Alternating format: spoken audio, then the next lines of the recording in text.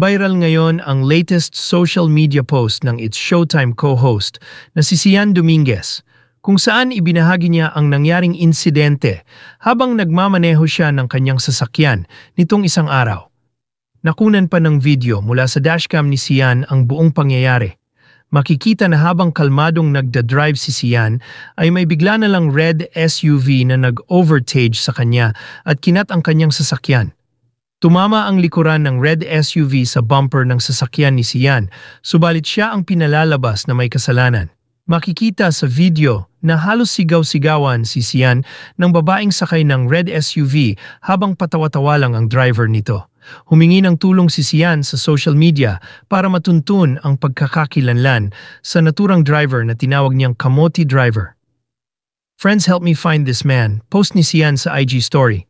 Kwento pa niya, "Since desisyon ni Kuya maging a-hole and di makipag-usap sa akin ng maayos kahit nice and chill ako makipag-usap and negotiate, di dito na lang kita hahanapin para ayusin yung palpak mo.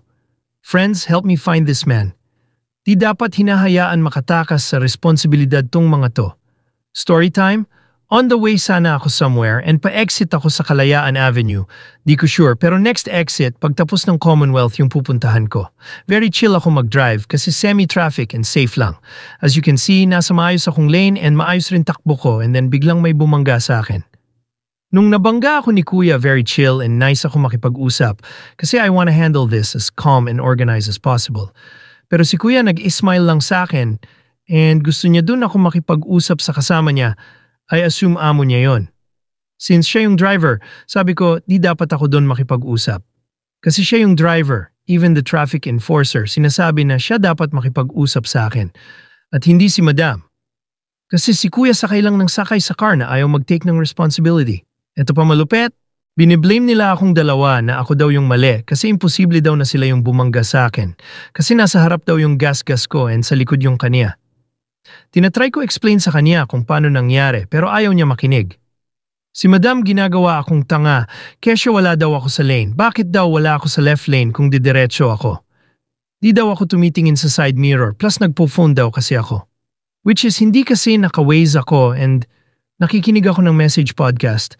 Si Madam pa yung galit na galit sa akin kesyo wala daw siyang time for this. Yikes. Kung makabutt in, kala mo may alam sa nangyari lahat naman ng accusations niya, ina-assume niya lang.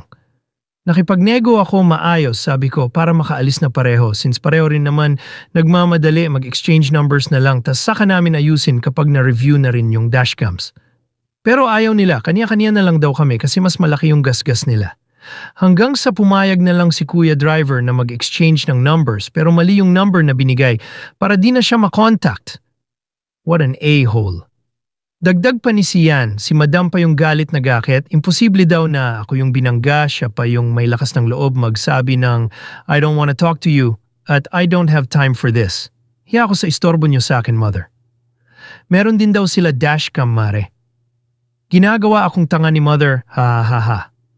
Yan lang ambag ni Kuya, titingnan ako at mag-smile. Sa huli sinabi ni Sian na nai-report na niya sa LTO ang insidente at agad itong aaksyonan. Nagpasalamat din siya sa nag-sponsor ng kanyang dashcam kung saan na idokumento niya ang buong pangyayari.